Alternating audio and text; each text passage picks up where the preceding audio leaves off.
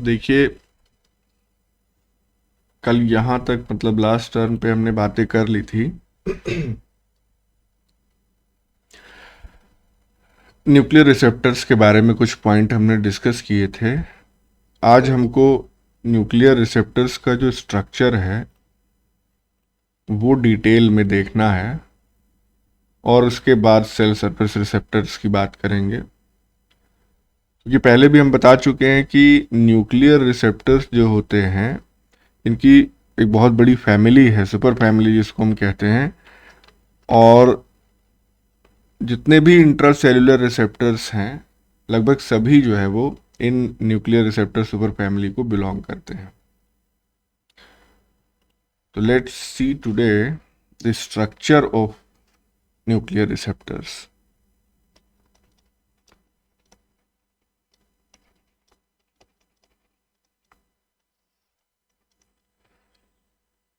तो देखिए, स्ट्रक्चर जो है, अगर इसमें हम मेनली बात करें कि मेन कितने डोमेन्स प्रेजेंट होते हैं। देखिए, न्यूक्लियर रिसेप्टर बेसिकली है क्या, हमने लास्ट टर्म पे भी बताया था कि प्रोटीन होते हैं। तो इसके अगर कंपोनेंट्स की हम बात कर लें तो उसी को एक्सप्लेन कर देंगे तो ज़्यादा आसानी हो जाएगी समझने में। न्यूक्लियर रिसेप्टर,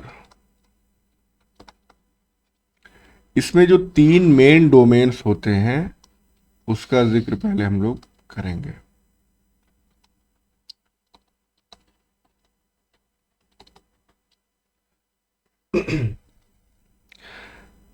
सबसे पहला डोमेन इसमें जो होता है उसको हम कहते हैं एक्टिवेशन डोमेन।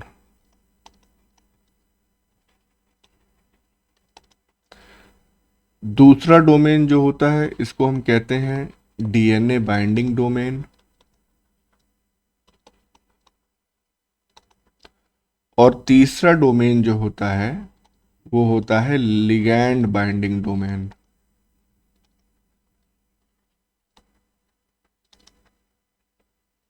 तो ये तीन मेन डोमेन इनमें प्रेजेंट रहते हैं।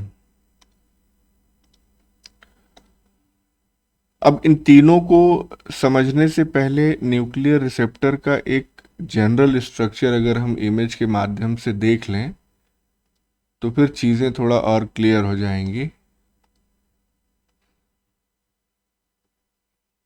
This is the image.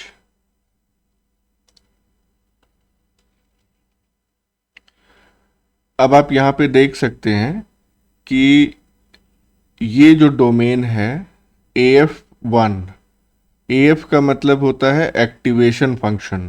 तो बेसिकली ये ट्रांसक्रिप्शन को एक्टिवेट करता है, तो इसीलिए इसको transcription activation function one domain कहते हैं। This will be the activation domain. ये हो गया हमारा। फिर इससे अटैच्ड रहता है डीएनए बाइंडिंग डोमेन, जिसको हम लोग डीबीडी शॉर्ट में कहते हैं। और फाइनली इम्पॉर्टेंट है, बहुत इम्पॉर्टेंट है, लिगैंड बाइंडिंग डोमेन, जिसको हम शॉर्ट में एलबीडी कहते हैं। तो ये तीन मेन डोमेन्स हो गए।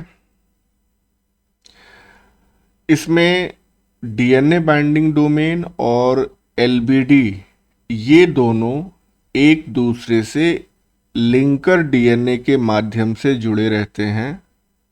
सॉरी, लिंकर डीएनए कह रहे हैं, लिंकर सीक्वेंस के माध्यम से जुड़े रहते हैं, जिसको हम लोग कहते हैं हिंज।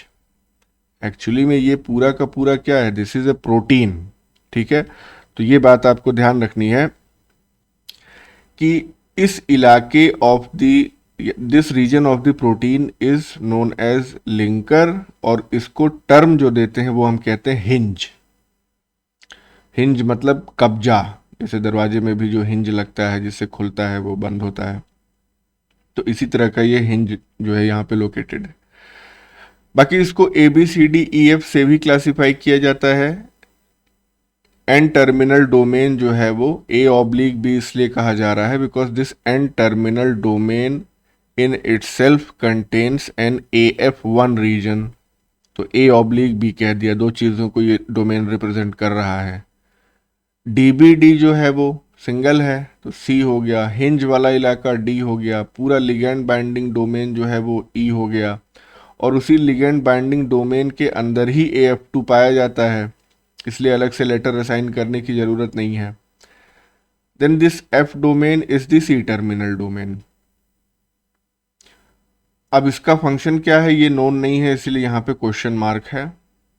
बाकी के फंक्शन हम एक एक करके देखेंगे। तो ये एक जनरल स्ट्रक्चर है न्यूक्लियर रिसेप्टर का, और बार बार हम बता रहे हैं कि न्यूक्लियर रिसेप्टर प्रोटीन के बने होते हैं, इसलिए ये चीज़ ध्यान रखिएगा, क्योंकि ये जो ऑर्गेनाइजेशन है, कई बार जब हम डीएनए का स्ट्रक्चर या किसी जीन का स्ट्रक्चर पढ़ते हैं या किसी ओपेरॉन का स्ट्रक्चर पढ़ते हैं तो उसमें भी रिप्रेजेंटेशन इसी तरीके से होता है। तो do not get confuse with this representation as gene और डीएनए, ये एक प्रोटीन का कॉन्फ़िगरेशन दिखाया जा रहा है। अब हम एक एक करके इन डोमेन्स के बारे में चर्चा कर लेंगे, इसको थोड़ा सा दिमाग। हाँ जी, A/B ये आपने क्या बताया, हमको समझ में नहीं है। A/B हमने ये बताया कि देखो ये पूरा एन टर्मिनल है, N terminal is being represented by A, और इस एन टर्मिनल का ये स्पेसिफिक इलाका है जिसका काम ट्रांसक्रिप्शन को एक्टिवेट करना है, कुछ कोफैक्टर्स वगैरह यहाँ पे अटैच होंगे, तो that is represented as B. Yes. बस, तो इसका स्ट्रक्चर आपको इस तरह से थोड़ा सा माइंड में बना के रखना है, अभी फिर पीछे आके देख लेंगे। हमारा काम क्या है कि इन तीनों मेन डोमेन्स जो हैं ये तीनों, इनको थोड़ा सा एक्सप्लेन करना है। तो इसी सीक्वेंस में एक्सप्लेन करेंगे नेक्स्ट पेज में भी। पहला एक्सप्लेनेशन यानी कंपैरेटिव एनालिसिस तीनों की हम लोग कर लेंगे। तो सबसे पहले ऊपर एक्टिवेशन डोमेन था, तो उसके बारे में अगर हम बात करें तो that is basically N terminal domain, और ये क्या कंटेन करता है, which contains an AF1 sequence.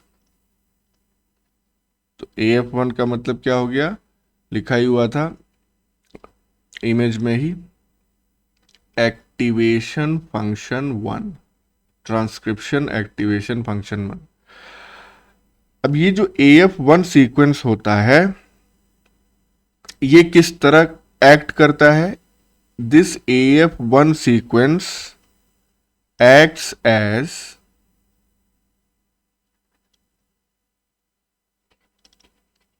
ligand independent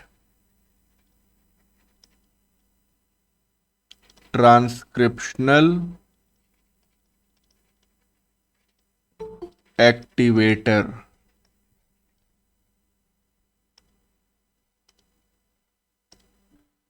तो ये AF1 सीक्वेंस जो है वो लिगैंड इंडिपेंडेंट ट्रांसक्रिप्शनल एक्टिवेटर की तरह एक्ट करता है। इसका मतलब कि इसको अपना फंक्शन परफॉर्म करने के लिए लिगैंड पे कोई डिपेंडेंसी नहीं है। लिगैंड बाउंड रहेगा तब भी, लिगैंड एब्सेंट रहेगा तब भी ये ट्रांसक्रिप्शनल एक्टिवेटर की तरह रोल करेगा। को एक्टिवेटर्स और या को रिप्रेसर या इस तरह के जो मॉलिक्यूल्स हैं उनको अटैच कराने में पार्टिसिपेट करेगा। अभी क्या करेगा, कैसे करेगा, वो हम लोग बाद में देखेंगे, लेकिन फिलहाल आपको जिस टर्म पे फोकस करना है वो ये है कि ये लिगैंड इंडिपेंडेंट होता है।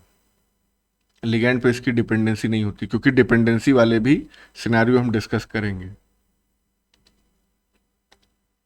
तो एक चीज ये हो गई। दूसरा पॉइंट क्या है यहां पे कि ये जो AF1 सीक्वेंस है इट इज रिकॉग्नाइज्ड बाय को एक्टिवेटर्स, यही लिखते थे नीचे, को एक्टिवेटर्स एंड और, यानी कि इसके साथ साथ या इसके अलावा अदर ट्रांसक्रिप्शन फैक्टर्स। जब हम लोग ट्रांसक्रिप्शन की प्रोसेस पढ़ेंगे तो उसमें बहुत सारे फैक्टर्स देखेंगे, तब वापस से जब आप इसको पढ़ेंगे तो और अच्छे से समझ में आएगा। तो इसका मतलब कि ये जो AF1 सीक्वेंस है इस इमेज में, इसको दूसरे को एक्टिवेटर्स या दूसरे ट्रांसक्रिप्शन फैक्टर्स जो है वो रिकॉग्नाइज करते हैं, बाइंड करते हैं इससे। तो इस AF1 सीक्वेंस से दूसरे एक्टिवेटर्स या ट्रांसक्रिप्शन फैक्टर्स की जो बाइंडिंग होती है वो लिगैंड इंडिपेंडेंट होती है। मतलब ऐसा जरूरी नहीं कि पहले इससे लिगैंड बाइंड करेगा तभी एक्टिवेट होगा और फिर बाकी के को एक्टिवेटर्स और दूसरे ट्रांसक्रिप्शन फैक्टर इससे जुड़ेंगे। यही चीज़ हम आपको बता रहे थे। तो ये हो गया हमारा एन टर्मिनल या एक्टिवेशन डोमेन जिसकी हम बात कर रहे थे। दूसरा है, second is the DNA binding domain. तो उसके बारे में कुछ इंपॉर्टेंट पॉइंट्स अगर हम देखें तो जो DNA बाइंडिंग डोमेन होता है, इट इज कंप्राइज्ड ऑफ, या हम कह सकते हैं कंपोज्ड ऑफ टू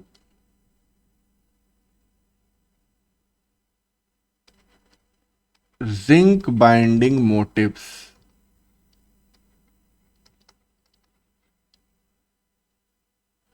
और ये जो दो जिंक बाइंडिंग मोटिव्स हैं, इसमें से हर एक जिंक जो है वो कोऑर्डिनेट कर, या इसमें से हर एक जो बाइंडिंग मोटिव है वो एक जिंक आयन से कोऑर्डिनेट करता है 4 सिस्टीन रेसिड्यूज की हेल्प से। मतलब क्या हो गया कि जैसे ये DNA बाइंडिंग डोमेन है, इसमें क्या प्रेजेंट रहता है, इसमें जिंक बाइंडिंग मोटिव्स प्रेजेंट रहते हैं। मोटिव्स क्या हैं? They are also a type of secondary structure, जिसमें हेलिक्स, टर्न हेलिक्स और जिंक फिंगर डोमेन्स जो हैं वो आते हैं। एडिशनल टाइप के सेकेंडरी स्ट्रक्चर्स जैसे आपने देखा होगा जो अल्फा हेलिक्स और बीटा शीट जो हमने आपको बताया था सेकेंडरी स्ट्रक्चर्स में। तो उसके अलावा ये जिंक बाइंडिंग मोटिव्स होते हैं या जिंक फिंगर डोमेन्स होते हैं, और एक हेलिक्स, टर्न हेलिक्स भी होता है, वो भी सेकेंडरी स्ट्रक्चर फॉर्म करते हैं प्रोटीन्स का। तो इस DNA बाइंडिंग डोमेन में दो जिंक बाइंडिंग मोटिव्स हैं और हर एक जिंक बाइंडिंग मोटिव यानी कि each motive coordinate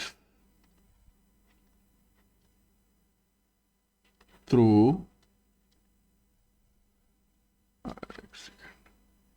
coordinates with a zinc ion। कैसे? Through 4 precisely positioned cysteine residues।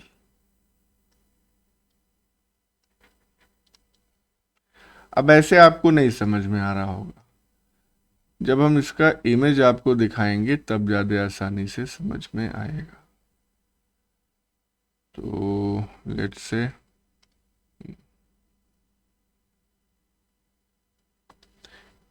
यहाँ पे बहुत बड़ा है ये इमेज, चलो यहाँ लगा दिया छोटा सा।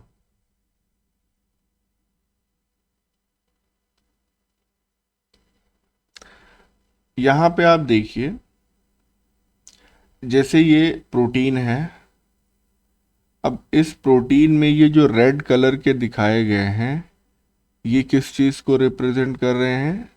दे are representing cysteine and here it is representing histidine and histidine.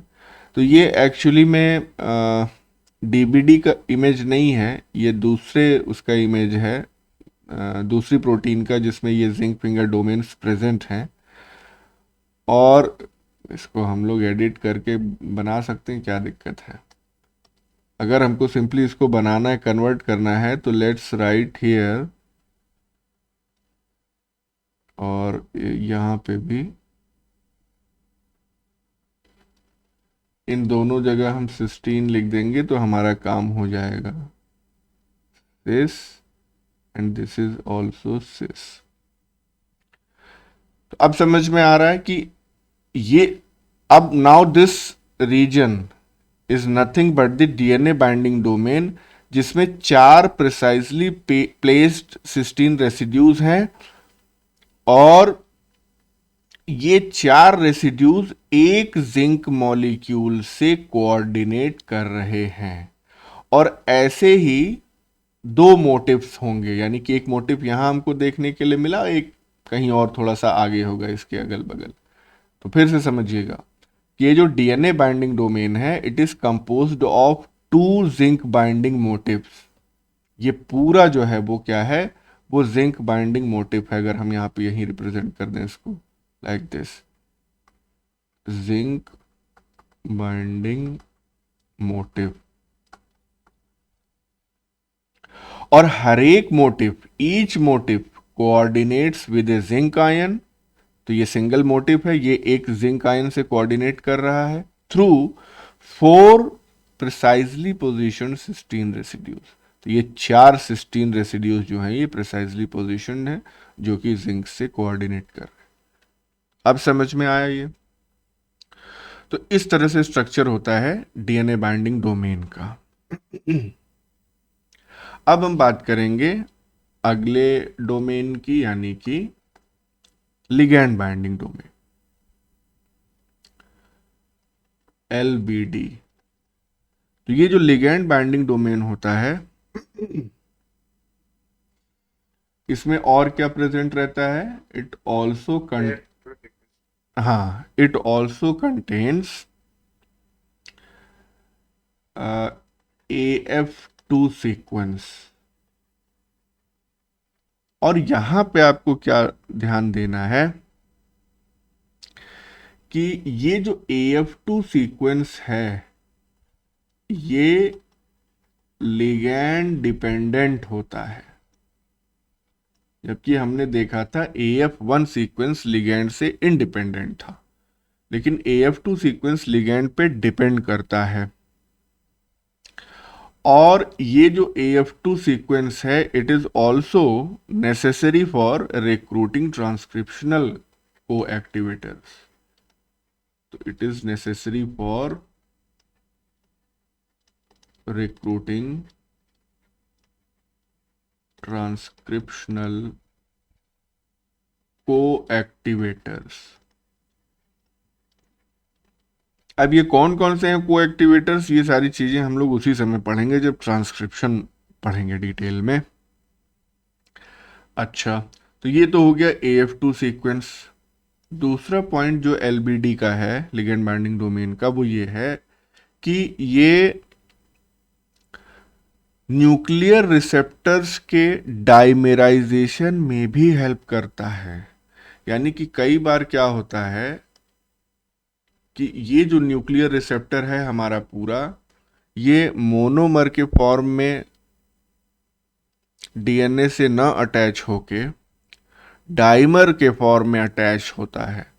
तो वो जो डाइमर का एसोसिएशन होता है, वो इसी लिगैंड बाइंडिंग डोमेन की जिम्मेदारी है। यानी कि एक रिसेप्टर का लिगैंड बाइंडिंग डोमेन और यहीं पे दूसरा रिसेप्टर होगा उसका लिगैंड बाइंडिंग डोमेन, ये दोनों आपस में अटैच होके और डाइमेराइजेशन करेंगे। देखिए यहाँ पे भी डायग्राम में भी मेंशन्ड है।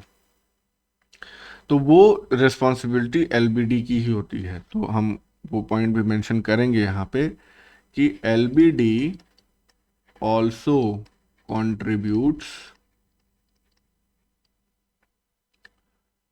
टू, 2 चीजें हैं, होमोडाइमेराइजेशन,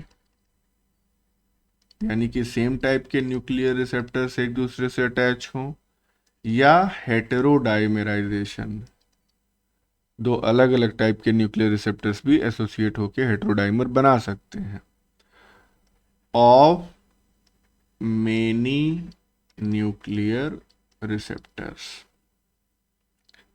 तो इस तरह से हमने इन डिटेल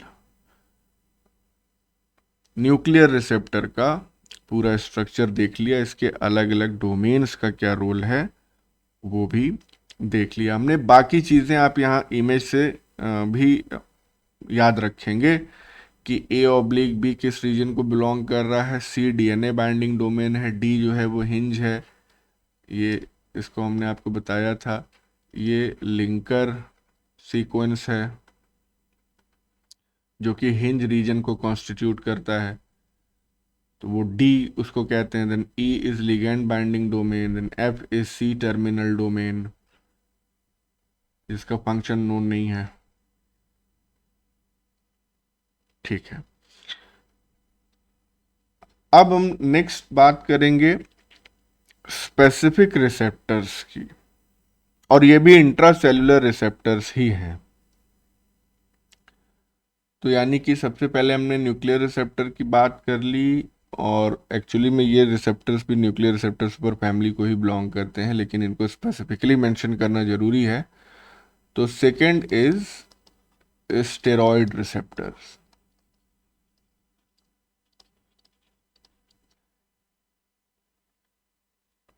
तो यार स्टेरॉयड रिसेप्टर लिखने से अच्छा है इसको हम लिख दें स्टेरॉयड हार्मोन रिसेप्टर।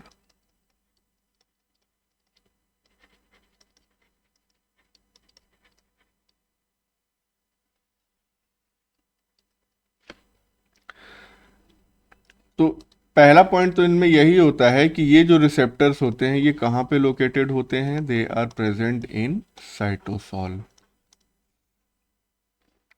तो लोकेशन हो गई, और ये साइटोसॉल में इनएक्टिव फॉर्म में प्रेजेंट रहते हैं। तो प्रेजेंट इन इनएक्टिव फॉर्म, और जो इनएक्टिव फॉर्म होती है उनकी, इस दौरान ये हीट शॉक प्रोटीन से एचएसपी से जुड़े हुए रहते हैं। तो इन inactive form as a complex with HSP. तो एचएसपी तो फुल फॉर्म जान ही रहे, हीट शॉक प्रोटीन्स। तो अब इसके बाद की कहानी को समझाने के लिए हम लोग इमेज का इस्तेमाल करेंगे, तो उसमें इलाबोरेट करना थोड़ा सा आसान हो जाता है, और वो नेक्स्ट पेज पे ही देखते हैं हम लोग। इसमें एक्चुअली दोनों रिसेप्टर्स की कहानी दी हुई है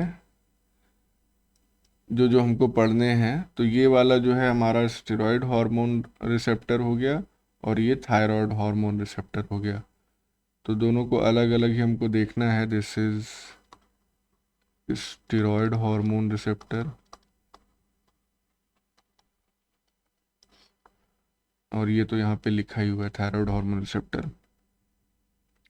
तो अब देखिए होता क्या है, पहले इसको समझ लीजिए, फिर पॉइंट्स भी देख लेंगे हम लोग। कि स्टेरॉयड हार्मोन ये बाहर से आ रहा है, ये क्या है, हमारी प्लाज्मा मेम्ब्रेन है। क्योंकि स्टेरॉयड जो होते हैं वो लिपिड के ही डेरिवेटिव्स होते हैं, तो ये आसानी से डिफ्यूज कर जाएगा क्रॉसिंग द प्लाज्मा मेम्ब्रेन। अच्छा, साइटोसॉल में ये जो स्टेरॉयड हार्मोन रिसेप्टर था, ये पहले किस फॉर्म में प्रेजेंट था, इनएक्टिव फॉर्म में प्रेजेंट था, जब तक इसके लिगैंड से बाइंडिंग नहीं हुई थी।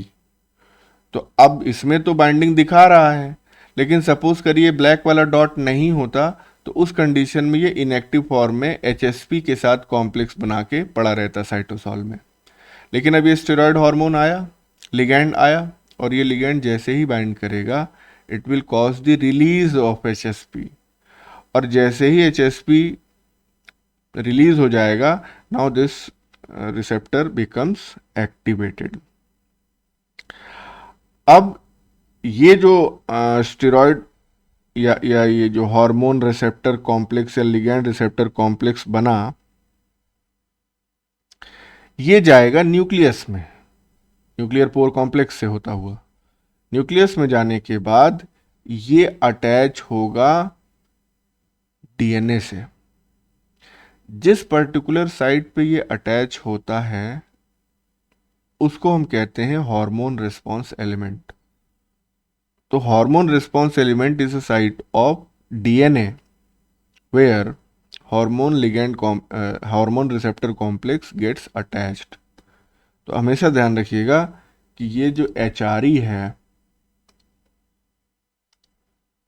यानी hormone response element, it is the part of DNA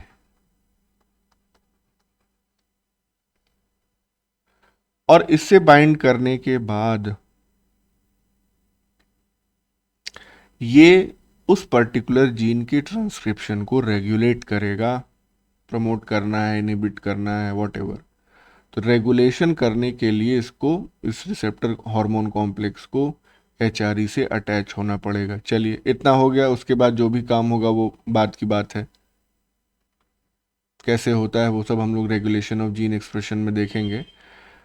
लेकिन यहाँ जो मेन पॉइंट्स हमको और ऐड करने हैं वो यही ज़रूरी है, क्योंकि इमेज में ऐसा कुछ खास लिखा नहीं है।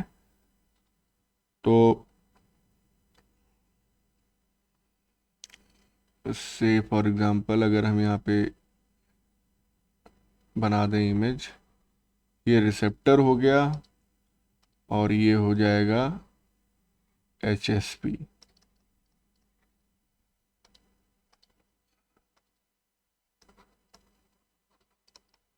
तो इस समय ये है इनएक्टिव फॉर्म में।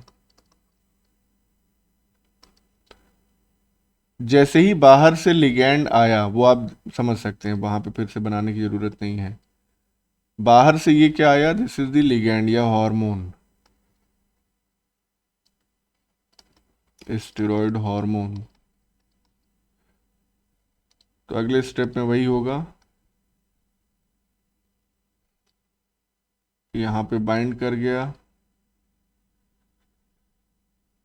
और इससे HSP जो है पैरेलली डिसोसिएट हो गया, बाहर निकल गया HSP। अब इसको हम क्या कहेंगे, now it will be called as active hormone receptor complex.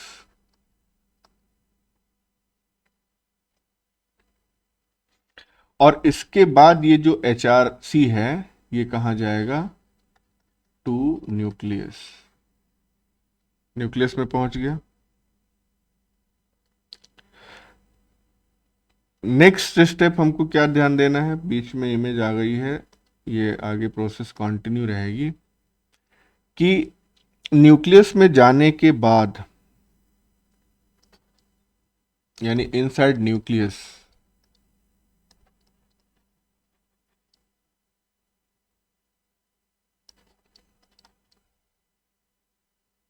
Hormone receptor complex binds to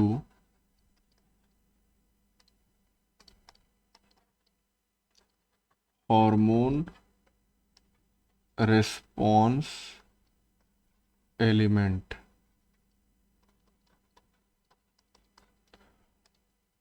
और जैसा कि हमने आपको बताया कि ये जो हार्मोन रिस्पॉन्स एलिमेंट होता है, it is the specific part of DNA. अच्छा, ये जो हार्मोन रिसेप्टर कॉम्प्लेक्स है, इसमें रिसेप्टर का जो डीएनए बाइंडिंग डोमेन होगा वही एचआरई से बाइंड करेगा। ये वैसे भी अंडरस्टूड है, बाइंड्स,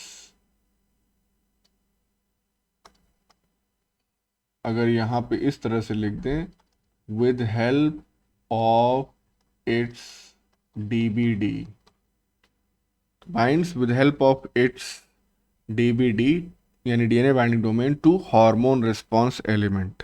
चलिए अब हमको ये देखना है कि जो स्टेरॉयड रिसेप्टर्स होते हैं वो किस फॉर्म में बाइंड करते हैं, तो ये भी जानना बेहद जरूरी है कि स्टेरॉयड रिसेप्टर्स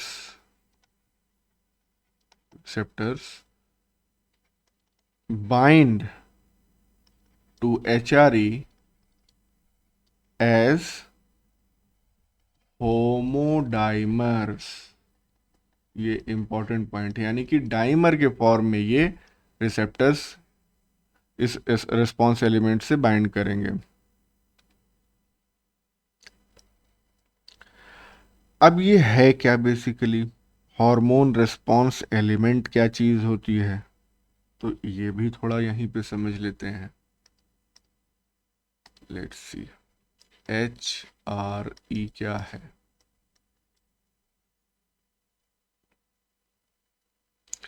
तो हार्मोन रिस्पॉन्स एलिमेंट जो होता है, it is a cis acting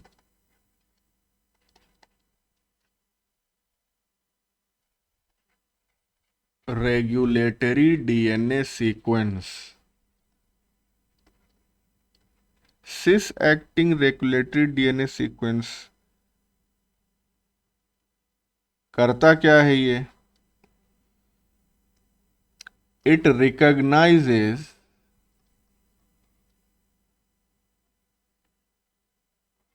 A regulatory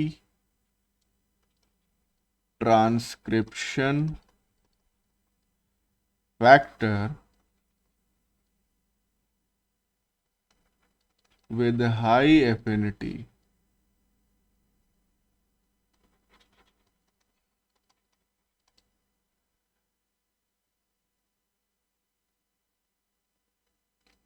बल्कि ये उल्टा हो गया। एक्चुअली में होता क्या है कि जो HRE होता है उसको एक regulatory transcription factor high affinity से रिकॉग्नाइज करता है। तो यहाँ पे, हाँ यहाँ पे हम क्या लिख सकते हैं, कुछ नहीं, हल्का सा एडिट करना है।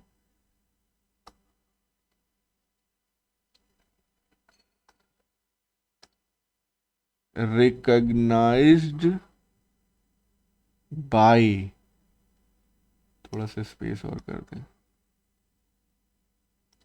रिकॉग्नाइज्ड बाय ए। आप समझिएगा, तो ये जो हार्मोन रिस्पॉन्स एलिमेंट है, it is recognized by a regulatory transcription factor with high affinity. तो कोई रेगुलेटरी ट्रांसक्रिप्शन फैक्टर आएगा, वो HRE को हाई एफिनिटी के साथ रिकॉग्नाइज करेगा। ठीक है, अच्छी बात है। अच्छा, ये हमने जो बताया आपको कि cis acting regulatory DNA sequence क्या है। DNA का स्ट्रक्चर जब हम लोग पढ़ेंगे तो उसमें हम देखेंगे, स्पेशली जीन रेगुलेशन जब पढ़ेंगे, तो सिस एक्टिंग और ट्रांस एक्टिंग दो टाइप के रेगुलेटरी एलिमेंट्स होते हैं।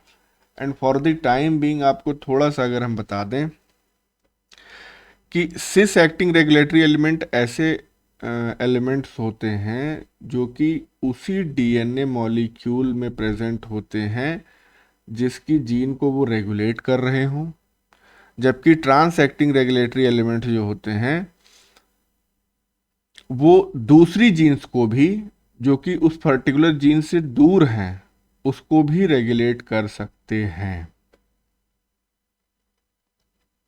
आई एम श्योर कुछ नहीं समझ में आया हो, कुछ आया समझ में? नहीं सर। लग रहा था हमको। देखो, ऐसे समझो, सिंपल सा है। जैसे मान लो कि ये एक DNA है और इस DNA का ये वाला जो स्पेसिफिक इलाका है,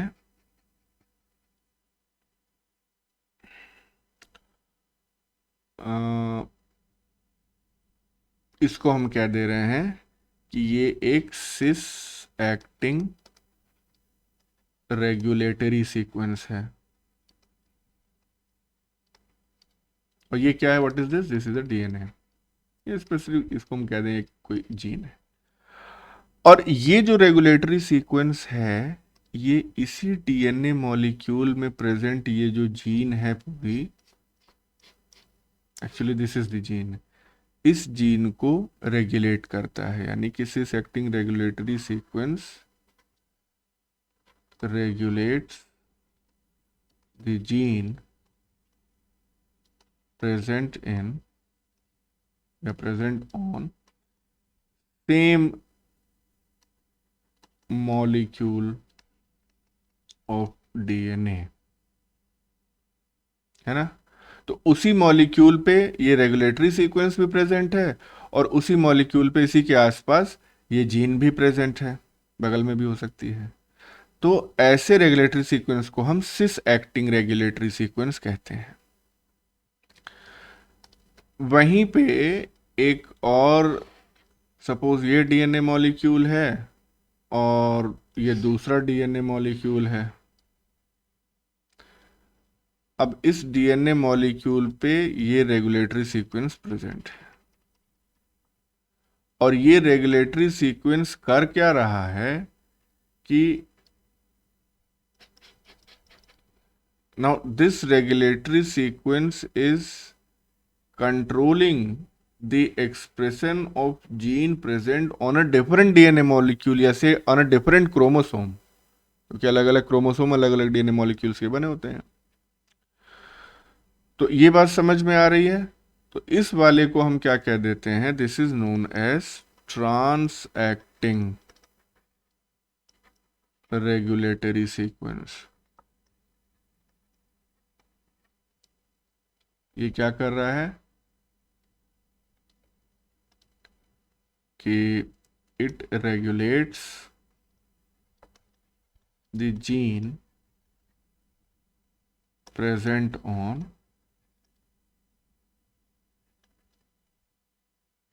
on a different DNA molecule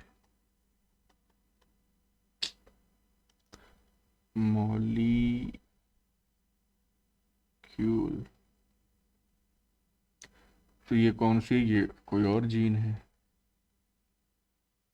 कुछ समझ में आया? जी सर। हाँ, सिंपल सा है। तो जिस डीएनए में जीन प्रेजेंट है उसी डीएनए में ये सिस एक्टिंग सीक्वेंस भी प्रेजेंट है और उसी को कंट्रोल कर रहा है। यहाँ जो दूसरा सीक्वेंस है वो अलग है और जीन किसी अलग क्रोमोसोम पे अलग डीएनए मॉलिक्यूल पे प्रेजेंट है और दूरी में डिस्टेंट है, यानी कि डिस्टेंस ज़्यादा है, डिस्टेंट जीन है ये फ्रॉम इट्स रेगुलेटरी सीक्वेंस, तो उसको ट्रांस एक्टिंग कह देंगे बस।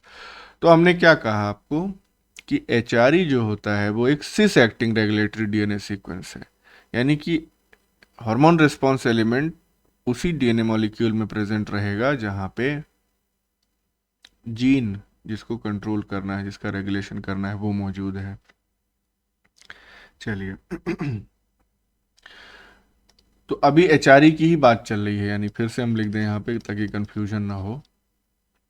एचआरई जो होता है इसमें क्या प्रेजेंट होते हैं, it contains two consensus hexameric half sites. Consensus hexameric half sites, ये सब क्या है, सब कुछ समझ में आ रहा है? नहीं, इमेज देखते हैं।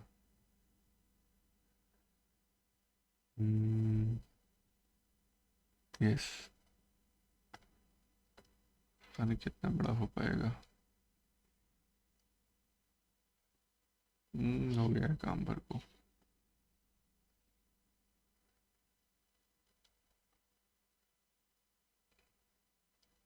ठीक है,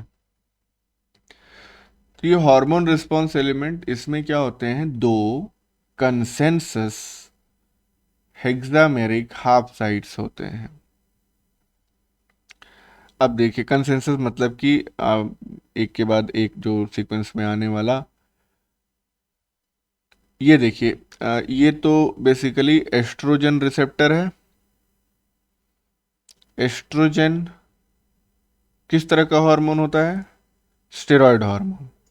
हाँ, उसी तरह से यहाँ पे भी जितने हैं एंड्रोजन, ग्लूकोकॉर्टिकॉइड, मिनरलोकॉर्टिकॉइड, प्रोजेस्टेरोन, सब सारे स्टेरॉयड हार्मोन है, वही हम लोग देख रहे हैं। तो ये प्रेजेंट रहेगा होमोडाइमर के फॉर्म में, ये भी हमने आपको बताया था। और ये वाला जो सेगमेंट है ये डीएनए का एचआरई है, यानी हार्मोन रिस्पॉन्स एलिमेंट। ये देख रहे हैं ना यहाँ पे एचआरई, इसी को यहाँ पे इलेबोरेट कर दिया गया है। अब यहाँ पे सीक्वेंस आप देख सकते हैं, AGGTC ए, तो AGGTCA ये हो गया। तो ये कितना है? हेक्सामेरिक। उसके बाद ये जो NNN लिखा हुआ है शॉर्ट में, इसका मतलब न्यूक्लियोटाइड न्यूक्लियोटाइड न्यूक्लियोटाइड, कोई सा भी हो सकता है, नॉट डिफाइंड। फिर उसके बाद TGACCT,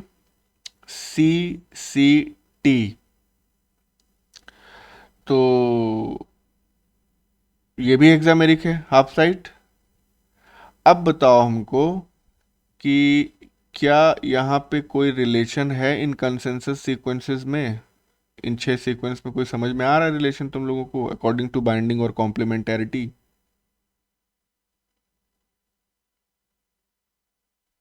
बोलो। सर इसमें जो वो थायमीन एडेनिन से पेयर करेगा वो पेयरिंग करेगा। सर इसमें जो एडेनिन एक ही बाइंडिंग उसमें डबल बॉन्ड होगा और तीसरी बॉन्ड में ट्रिपल बॉन्ड होता था। नहीं, हाँ वो तो ठीक है, वो तो बॉन्ड तो समझ में आ रहा है, लेकिन अगर सीक्वेंस को हम यहाँ पे फिर से लिख दें थोड़ा सा, AGGTCA एक साइड लिखा हमने और TGACCT दूसरे साइड, अब इनमें क्या रिलेशन समझ में आ रहा है ये बताओ। ये मतलब इसका अपोजिट लिखा हुआ है पैलिंड्रोम बेस पे, हाँ, पैलिंड्रोमिक सीक्वेंस। पैलिंड्रोम सीक्वेंस यहाँ पे साफ साफ लिखा हुआ है, तो आप यहाँ पे देख सकते हैं बड़ी आसानी से कि अगर हम, अच्छा कंसेंसस सीक्वेंस में भी होता है, कॉम्प्लीमेंटेरिटी भी प्रेजेंट होती है, लाइक दिस। इसका कॉम्प्लीमेंट्री बताओ यहाँ पे, टी TCCAGT, जी ठीक है। तो इसका कॉम्प्लीमेंट्री तो आ रहा है ये TCCAGT, लेकिन एक्चुअली में ये अरेंज्ड किस फॉर्म में है? इसी सीक्वेंस में, इसी डीएनए के स्ट्रैंड में ये अरेंज्ड है लाइक दिस। इधर एक, 1 2 3 4 5 6, इधर अगर सीक्वेंस पढ़ रहे हैं तो इधर ये कैसे अरेंज है? 1 2 3 4 5 6, इट्स लाइक दिस। तो कहने का मतलब ये है, कंसेंसस सीक्वेंस ऐसे सीक्वेंस होते हैं जिसमें कॉम्प्लीमेंटेरिटी होती है, but the sequence is read as palindrome. अभी कंसेंसस सीक्वेंस आप समझ में आया कि नहीं आया ये बताओ? प्रियंका को नहीं आया होगा। यस आया। तो कुल मिला के देखो, कहने का मतलब ये हो गया कि जैसा हेक्सामेरिक हाफ साइट ये बना रहा है, सेम ये बना रहा है, but the direction of reading और जो कॉम्प्लीमेंटेरिटी है वो खाली हमको ध्यान में रखनी है। तो कॉम्प्लीमेंट्री तो है ये सीक्वेंस के, लेकिन डायरेक्शन ऑफ रीडिंग जो है वो ऑपोजिट हो जा रही है। कुल मिला के रैंडम सीक्वेंस नहीं होते हैं ये, they are related to each other. तो इसको हमने कह दिया कंसेंसस सीक्वेंस। बीच में 3 न्यूक्लियोटाइड्स हैं, तो चाहे आप यहाँ पे देख लीजिए चाहे यहाँ पे देख लीजिए, सीक्वेंस जरूर थोड़ा सा चेंज हुआ है, slide change in this sequence, क्योंकि इन हॉर्मोन्स को रेगुलेट करने के लिए जो एचआरई होगा वो थोड़ा सा अलग होगा। तो इसलिए यहाँ पे अगर आप देखेंगे तो सीक्वेंस बिल्कुल सिमिलर नहीं है, तो एस्ट्रोजन के लिए ये सीक्वेंस होगा, बाकी के स्टेरॉयड हार्मोन्स के लिए ये होगा। तो HRE contains 2 consensus hexameric half sites, एक चीज तो ये हो गई। अच्छा, अब ये जो हार्मोन रिस्पॉन्स एलिमेंट की आइडेंटिटी है वो कैसे पता चलती है? यानी कि HRE has 3 identifiable features, 3 identifiable features इसमें होते हैं। कौन कौन से? पहला फीचर जो होता है वो होता है the sequence of base pairs in half sides. तो हाफ साइड में जो बेस पेयर है उसका सीक्वेंस क्या है, ये इसका पहला आइडेंटिफाइबल फीचर होता है कि किस एचआरई की बात कर रहे हैं हम, कैसे पहचानेंगे उसको। दूसरा जो होता है वो है number of base pairs between half sides. जैसे यहाँ पे हम देख रहे हैं तो 3 न्यूक्लियोटाइड्स जो है वो प्रेजेंट है बिटवीन 2 हाफ साइड्स। यहाँ पे भी वही होगा क्योंकि स्टेरॉयड रिसेप्टर ही है। दूसरे रिसेप्टर्स जो होंगे न्यूक्लियर रिसेप्टर सुपर फैमिली के लिए, यानी कि दूसरे जो एचआरई होंगे दूसरे रिसेप्टर्स के लिए, उसमें ये बीच के 3 हो सकता है, 4 हो जाएं, 5 हो जाएं, 6 हो जाएं। तो कितने बेस पेयर्स प्रेजेंट हैं हाफ साइड्स के बीच में, वो हो गया दूसरा आइडेंटिफाइबल फीचर। और तीसरा आइडेंटिफाइबल फीचर होता है relative orientation of the 2 half sides. ऊपर वाला मिटा दिए, नहीं तो उसको बताना चाहिए था। खैर, जैसे यहाँ पे आप देख सकते हैं, जैसे अभी हमने बताया था इसका एग्जांपल लेके AGG TCA, और इधर से फिर काउंट करना पड़ रहा है हमको TCC AGT। हो सकता है किसी दूसरे एचआरई में ये वाला जो हिस्सा है वो इधर की तरफ हो, यानी कि उसको TCC AGT ही पढ़ा जाए। तो इनका एक दूसरे की तरफ जो ओरिएंटेशन है वो भी वेरी कर सकता है, and that also makes an identifiable feature of this hormone response element. तो ये 3 पैरामीटर्स हैं जिससे हम पता लगा सकते हैं कि कौन सा स्पेसिफिक एचआरई है, उसको हम आइडेंटिफाई कर सकते हैं। इतनी बात समझ में आ गई? Yes okay. सर यहीं रहने दीजिए, 3 ही बजे उठे सर दर्द। रहने देता है। अच्छा, ठीक ठीक ठीक, बिल्कुल बिल्कुल।